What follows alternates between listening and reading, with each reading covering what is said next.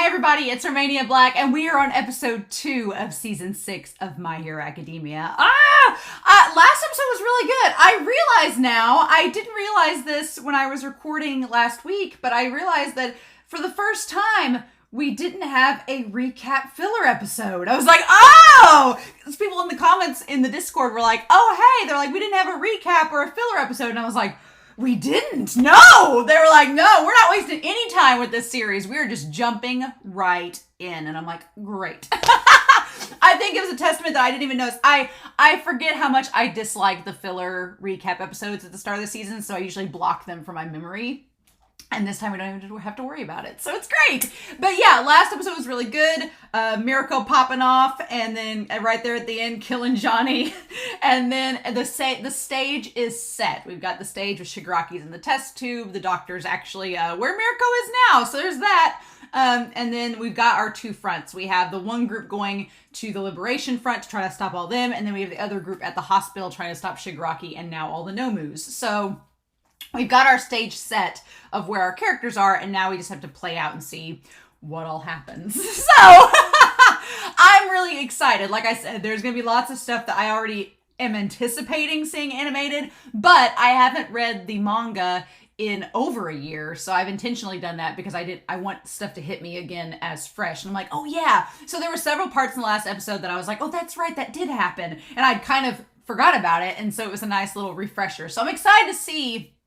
We have 25 episodes. I said 24 in the last reaction. We have 25 episodes with this season. What all we're going to get through, because I have a feeling it could be a lot. So we'll see. We'll see. But yeah, I'm really excited to see what all is going to happen in this episode and to talk to you all about it. It's going to be a lot of fun. But My Hero's back and I'm pretty excited. So let's not waste any more time, shall we? We are going to start My Hero Academia Season 6, Episode 2.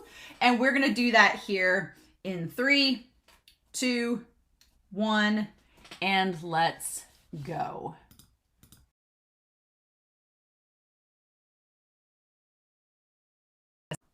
Wow, this episode went by really fast. And you know what the crazy thing is?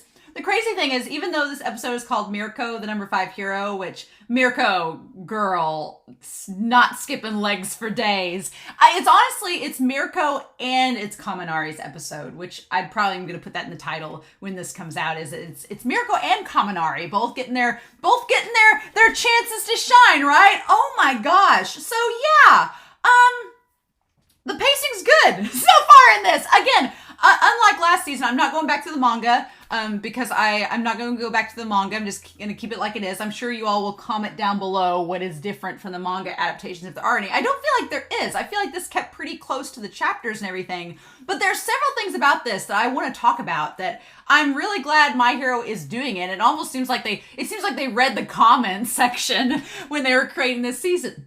And one of them is just like the gore factor in this series, because I talked about it in the reaction, but this series, Horikoshi, has not shied away from the bloodshed and the gore. It's gotten more prevalent as we've gone on. Like I said in the last episode, this series has gotten darker and darker as we go. But I feel like with season 5 especially, it seemed like overly censored in places, and maybe that's just me, but I was kind of like, no, this is a lot more graphic in the manga than it is in here. And so I don't know if it's trying to keep that toned down audience, but I'm like, at this point, there's stuff that happens in this season, I'm like, it's not kid friendly at all. And there's stuff that happened towards the end of season 5, like with Shigaraki's parents dying. That whole segment, it's like, that's not kid friendly at all either. It's like, no, this ain't your baby shonen.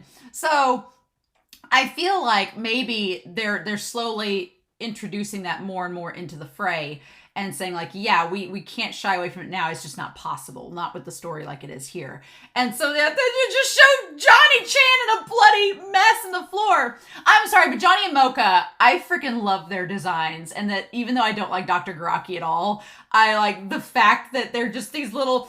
Dr. Garaki is such a Robotnik prototype from Sonic the Hedgehog. He just has that, like, the big mustache, the glasses, the egg-shaped thing. Like, when he wheels out in that chair, it reminds me like Dr. Robotnik in a little egg shape. And I was a huge Sonic the Hedgehog fan, so I'll, make reference to it all day long.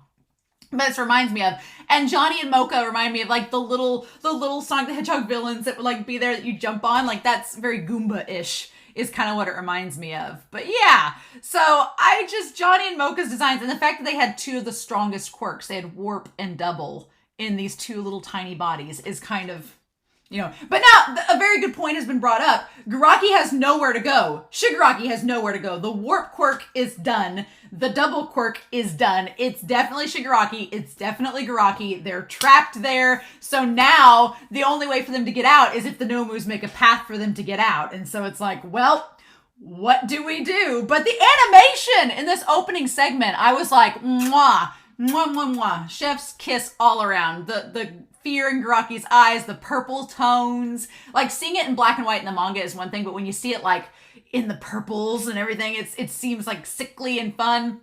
And he's like, you did a good job, Johnny. And then okay, I'm gonna make note here. We see, of course, All For One with his white hair and like his back there as he shows him off the Nomu, because Dr. Rocky is like horny on main for All For One. And he's got those two canisters with the quirks. And if I'm being honest, not a spoiler, I don't remember what those quirks are. I do not remember that from the manga. I don't remember which ones they are that he's carrying back with him. Can't remember that. So there's not a spoiler there. But man, Mirko, they animate her girl thighs for days. And her just like getting there. But then Johnny's just this bloody heap. I do feel like, okay, this is a mild, tiny spoiler for the manga, but I'm not going to save it for the spoiler corner because it's not a big deal. But like Mirko, where if you notice her arm is all like twisted and everything and blackened and everything, it's pretty much cut off in the manga. Like, it's Horikoshi likes to hack off some limbs. So it's hacked off in the manga and she just ties it around to like make the tourniquet. And I'm like, you couldn't show her with a hacked off limb, but you show Johnny's corpse and like this bloody like guts everywhere. What? I guess because she's a hero and they don't want to, do that. But I'm like, hold on now. It's kind of like an Attack on Titan where if a heroic character or a good guy does something that's mildly violent, they'll put a warning. But if it's something else, they're like, it's fine. If a Titan's eating somebody, you're fine. One of those deals. But God, they make that so bloody and gory. And the doctor's just like, no! It's so great. This is adapted so well from the manga. I love it. And then it cuts to this like happy cartoony comic booky OP. It's absolutely wonderful. I love it so much. But yeah, okay. So we go back to the episode itself and prioritizing evacuating the citizens. Mandalay, the kitty cat group from season 3, I forget their names so easily. And I will probably forget them, but Mandalay's the one with the quirk. I know one has search, and that's the one has search, which is the quirk that was stolen, right? And then I love that we see him. I love to see the cat man like carrying out that person from before as like the hospital explodes behind him. And he's just like carrying out through the explosion so slowly. And then she says, hurry up. And it's like, was she talking directly to them? It's great. She's like, evacuate quickly. And then Mirko's like, I have found the strong-looking Nomu, and the old geezer I haven't looked up voice actors for this series. Is Mirko's voice actress the same one as Hanji from Attack on Titan? It sounds the same. She sounds like the same voice actress. She has like a deeper voice, right? It's so perfect for Mirko. Like, her voice actress is absolutely stellar. I love it. Mirko is maybe one of my favorite heroes because she's so like take charge. She's like Bakugo. She's like a female version of Bakugo, but more focused and in control. Bakugo is still like a little grenade. He's like just sitting around. He's like a little bob-omb that is just like sitting there like, I want to do the hero thing. Mirko is much more controlled and patient, and she knows her place. But when you let her run wild, she's feral, kind of like Bakugo. So she reminds me of that. I know there's like a novel series, I think. A novel series where they go on like missions. I think Mirko and Bakugo have been on one in that like offshoot series, which makes perfect sense, right? But I kind of love that, right? And then so we cut back to Endeavor and all of them facing the small fry. And that's kind of the problem, is that there's so many Nomu, they can't advance very far because they're like, we have to take out these Nomu first to keep them from going after the civilians. So we're kind of stuck here. We're kind of stuck here taking care of the small fry. So they send Crust and some of the other heroes to like move and advance further to get in and help Mirko, like to go and help give her backup while they're finishing up the small fry that could attack the civilians. I love Rocklock, like just getting to do like the deadbolt move and everything and making the door and everything. Like, I'm like, Rocklock, good job on you. Way to go. But yeah, there's just Nomu everywhere, and the small fry keep coming out. It's like a zombie horde. It's literally like a bunch of zombies. is how it goes. And then Crust and these other two no-named heroes that surely will be fine. You just know, like it's like red shirts, right? But so far they're okay. And then the part that gets me in this section where Endeavor's like just blasting the Nomu is he turns around to Aizawa and he says, "Nice quirk. It's not too late to become my sidekick." And I'm like, one, Aizawa and you are like the same age. I'm pretty sure Endeavor might be a little bit older than Aizawa, but I'm like, Aizawa's been around for a while and he's been teaching at UA for a while. So I'm like, Endeavor, I know he's making a joke, but I was like, come on. And I just love that Aizawa's like, no thanks. I need to take care of my lousy students. And I want to talk about something in the spoiler corner with that, so we'll come back to it. But yeah, he's like, I need to take care of my lousy students. Like Aizawa, he's like, I've got too much other problems on my hands. I'm like, we'll come back to that conversation. We'll tie back to that. And yeah, and I do like Endeavor kind of smiles at him like, okay. Like, I know it was just a joke. Like, that's probably one of the rare moments. I'm not a big Endeavor fan, honestly, but that little smirk from him, it's very Shoto-like. It's very Shoto-like. So I'm like, I see what you're doing there. And then of course we have the Nomu coming out of nowhere.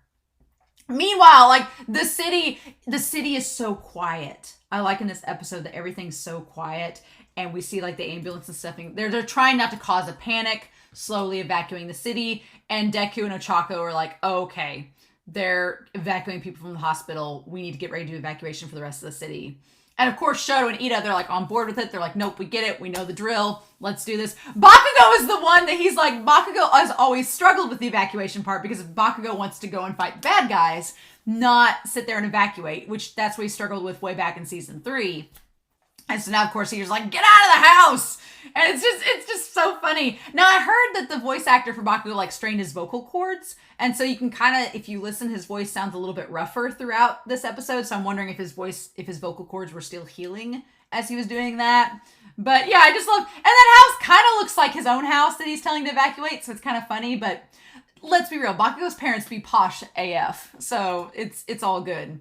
But yeah, I love that Deku doesn't complain. He's like, yep, let's go save people. And Bakugo's like, this is just beneath me. It's great. It's so good. But yeah, Crest and them showing up.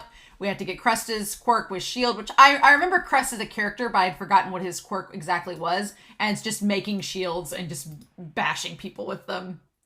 And so then, yeah, I love that Mirko's like, I'm going to figure out if you're real or not. He's like, no, I'm real. She's like, I'm going to find out. I'm going to kick you. And that's how I'll know. It's like Mirko girl does not mess around. I love it.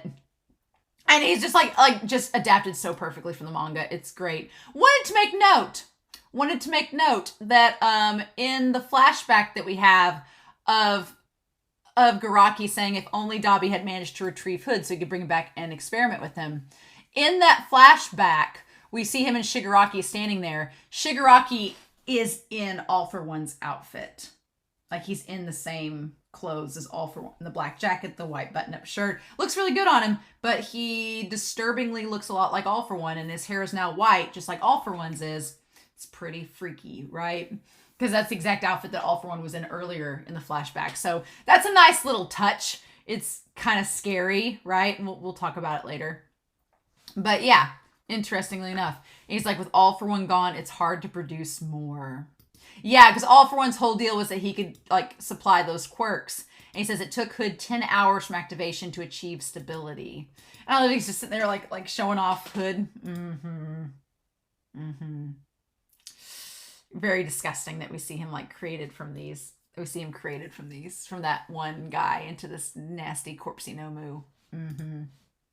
And then yeah, he's trying to like activate them from the test tubes, and Mirko, she like goes to kick the retriever out there, and that's when Mocha comes in and bops her, right? And it like, I love that it cuts his like clothing off his sleeve, and then she's like, oh, it's another tiny Nomu.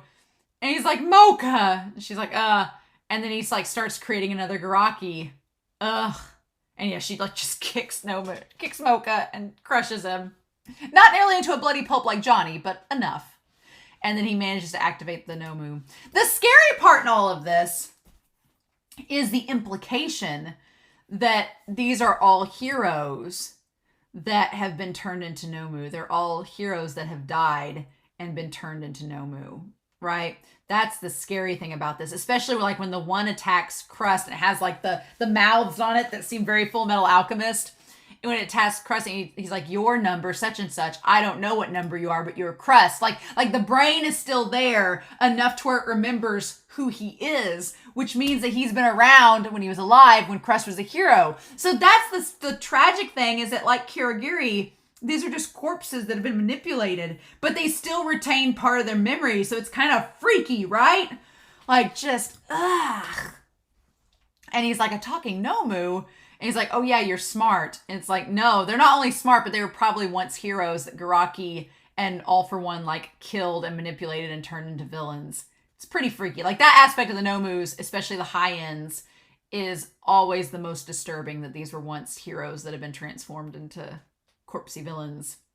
But Mirko, I love the little thing where she's like, nah, where she like licks the blood and like just smears. That was a great effect where she's like, and her background thing when we do the intermission cards. I love Mirko, like girl, thighs for days. And then we cut to Kaminari is the other one. Dinky Kaminari, Charge Bolt. Charge Zuma. No, I love it. I always forget his hero name is Charge Bolt. I'm like, no, I just like calling him Kaminari. Mm-hmm. So then, yeah, the heroes, they're all cramped. The space is cramped. They can't advance any further. All the Nomu have kind of blocked the path where they can't get to Garaki and Shigaraki. They're all stuck there. And I like the Crust. He's like, Crust reminds me of the one Hashira in Demon Slayer that's always like crying, where he's like, oh, these poor souls. Like we haven't really met him in that show yet too much, but he reminds me of him. Like that's what Crust reminds me of. Like personality wise, he's like these poor corpses. And so then, yeah. So mainly Garaki talks about the Nomus and like that they're into different tiers. He's like, they're programmed to do different things. They don't really have a soul anymore. They just retain some of their memories and brain functioning. So he's manipulated that and augmented it to do whatever he wants to.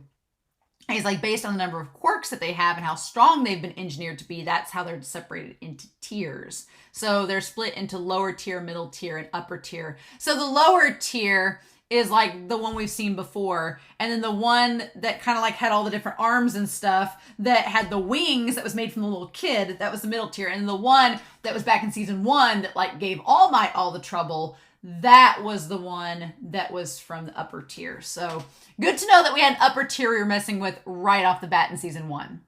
Right off the bat.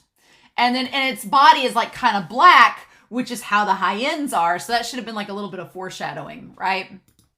A little bit of foreshadowing, and they're super freakishly strong. Even higher than them are the highest tier, which are my high ends. Yeah, that just crush Mirko. That shot of when they come out of the test tubes and like get her in the face, that's straight out of the manga. So good. So wonderfully adapted. Mm-hmm. And then, yeah, so then they're capable of advanced independent thinking that reflects their personalities from when they were alive. Mm-hmm. But he's limited them to villains who had a strong desire to fight. Ugh, it's disgusting. And he's like, do you know how much effort went to preparing these materials? Like, he just makes it sound like he's had this hard job and nobody respects him. It's like, oh my God. And so he's like, yep. He's like, and so then he's like, I'm sorry I left you behind, but he's like, do your best. And then I'm sorry, but like, goodbye. They were already dead though. The little image of Johnny and Mocha, like with the angel wings fluttering in the distance, they were already dead. Oh my God, I do love the designs of Johnny and Mocha. It's like disturbingly cute. I always have a soft spot for them in the manga. It's kind of ridiculous. But yeah, Shigaraki's at 70% of completion and he's like sweating, being like, we're not nearly done. They're here already. We're not going to be complete. What are we going to do? My masterpiece. What do we do? And I love Mirko's little ear. Doot, doot, like does the ear thing. It's kind of funny because rabbits, I don't know if y'all have ever raised rabbits. They're not strong or durable. They're pretty fickle. We used to raise rabbits for years. They die quite easily. Yeah, they're not very strong. Rabbits are not. No.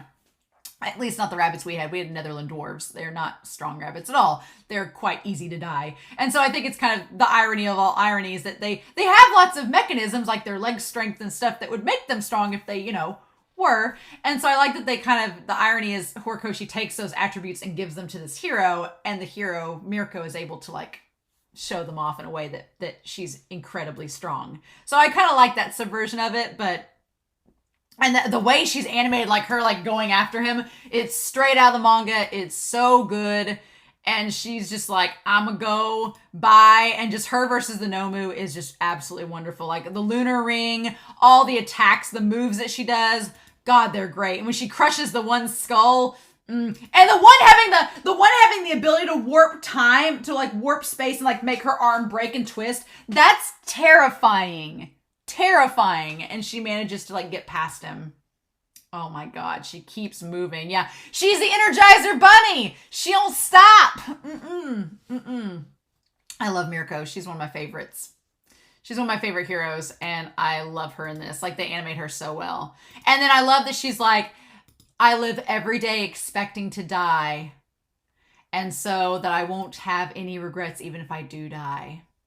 I love that line. The way that's honestly, without spoiling anything, that's where a chapter ended in the manga, where she just was like, I live every day without any regrets to die. And she like tied her arm up and everything. She's like, I always expect the worst so that I can live life to the fullest. I'm like, girl, Mirko's just such a badass. Which it makes sense at the end of a chapter. She's like, zombies won't be able to kill the hero Mirko. I love it. So then we cut back to everybody finding out that Garaki's a fake. They're all advancing on the Liberation Front. Old grape juice, old Mineta is just like, well, let's just hang out. It's fine. And they're like, get up off your feet. Mineta is supplying the comic relief that is needed at this point, but is very few and far between because it's literally a war that we're starting. And then, I'm sorry, but Jiro and Kaminari, I ship them so hard anyway. And so when this chapter hit and she was like listening to the ground, listening to him, my heart got so full. And then the whole thing with Kaminari, and it's so true because Kaminari, he's always been somebody that's been gung-ho in the series, but he's always been kind of trepidatious and always kind of been like the worrywart of the group. And so the fact that he's like, yeah, because Jiro says, well, Tokiyami's probably fine. He's got, the Lord of Darkness on his side. But Kaminari, is he going to be okay? Like, Jiro worrying about him. And then I love that Momo's like, it's going to be okay. Like, Momo being our supportive mom of the group. I love it. And so then they're just looking on ahead. And then Kaminari's like, I'm not okay. I signed up because I wanted to seem strong in front of everybody, but I don't want to be here. And that's such a realistic feeling, right? That Kaminari's like, I signed up because I know my quirk's needed and I know it's important, but he's like, I'm terrified. He's like a 16-year-old kid going on this war front against all of these villains. And I love that just like Momo is a mom in that moment with Jiro, Midnight, who's very similar to Momo, is kind of like a mom to Kaminari. And she's like, look, she's like, you signed up to be here. We need your help. And he's like, I know, but he's like, I don't think I can do it. And she's like, look, and she tries to frame it where she's like, you're helping us useless adults, which I think is a sentiment that a lot of them have going into this battle, is that it's sad that we have to rely on these students because of our own shortcomings, right? Midnight is saying, look, we don't want to have to rely on you kids, but we're not strong enough. And you all are making up for that. She's like, and I'm sorry, I don't want you to be here either, but what can we do, right? And so I love, she's like, if you can't think of anybody in particular, just focus on saving whatever's closest to your heart. And what's closest to his heart? Jiro. Earphone check. They're so perfect for each other, though. I ship them so hard. They're so perfect. Like, he has electricity. She has, like, an amplifier. The music theme, it's so perfect. Like, they're so perfect together. I want them to have little, tiny, chargeable babies. It's so cute. And then I love that Tokiyami, during the school festival, Tokiyami remembers that when they were practicing. I love anytime we get to see them, like, off camera, like, in their casual clothes, just hanging out, being normal kids and being friends. That Tokiyami's like, remember we were jamming out together? And I was like, you got blisters on your fingers and we probably need to stop. And he's like, yeah. He's like, you kept wanting to go because you wanted to like do it for Jiro. He's like, think of it now. And it's like, it's so cute. It's so cute. But meanwhile, Cementos goes through this, like wrecks the place. It's great. I love it. And Skeptic, I forgot his name last episode. Skeptic. Oh my God, Skeptic. Oh my God. Him just running with the laptop in the manga. It's not nearly that funny. But it's the funniest damn thing of the episode is him just running with the laptop. How, like, if you ever ran with a laptop, that's exactly how it is. But I love that he blames twice for everything. He blames twice. He says it's Twice's fault. Even though I'm like, skeptic, it's not really Twice's fault entirely. You knew by spying on Twice that Hawks was potentially a threat, but now you're going to blame it all on him. Why? What? Skeptic.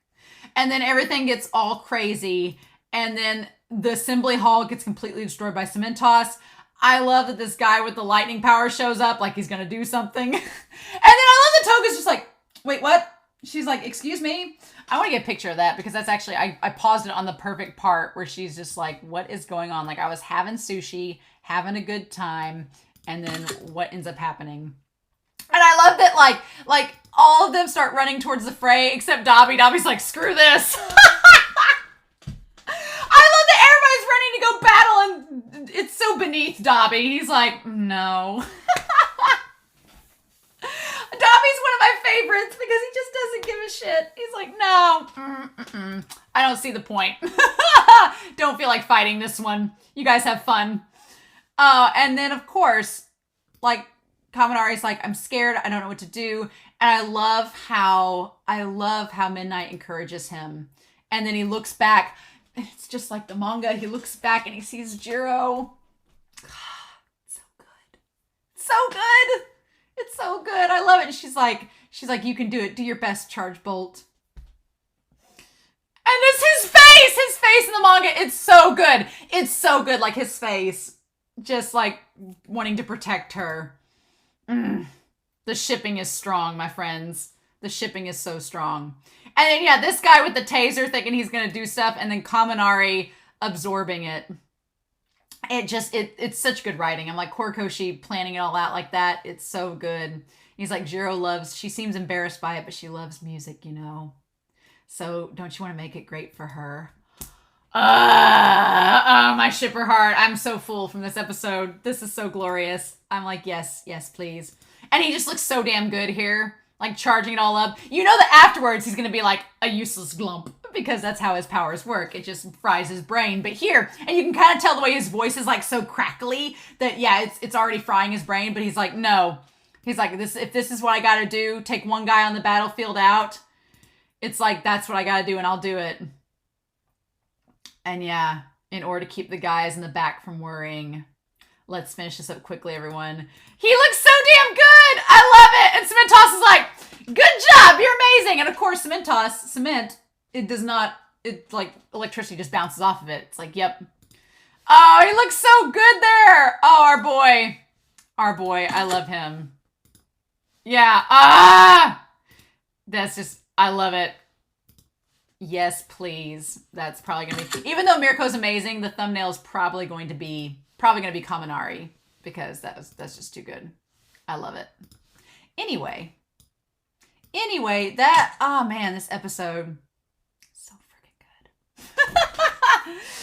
good. So good, Mirko and Kaminari getting to do the good things in this episode. I do have some spoilers I want to talk about real quickly because there are some spoilery things in this episode that I want to talk about. But for those of you that are not sticking around for spoilers, Mirko and Kaminari really just melt my heart this episode. Mirko being badass and Kaminari. I like that in this series that has been built up being like our main trio of Bakugo, Shoto, and Deku. It's nice when we for once get the chance to focus. And Endeavor's gotten a lot of the spotlight as far as the heroes go. So it's nice that we see Aizawa working. We see Crust working. We see Mirko working. We get to see Cement Toss working. We get to see these heroes in action that we normally do not see in the series. And so I really like that. I like giving them the spotlight and then giving Kaminari the spotlight over our main trio, showing that, yeah, even though these kids are not the main characters necessarily, they're part of the ensemble, they still have a big part to play and they still have a lot to do. So I like the Horikoshi gives the time for those characters as well. But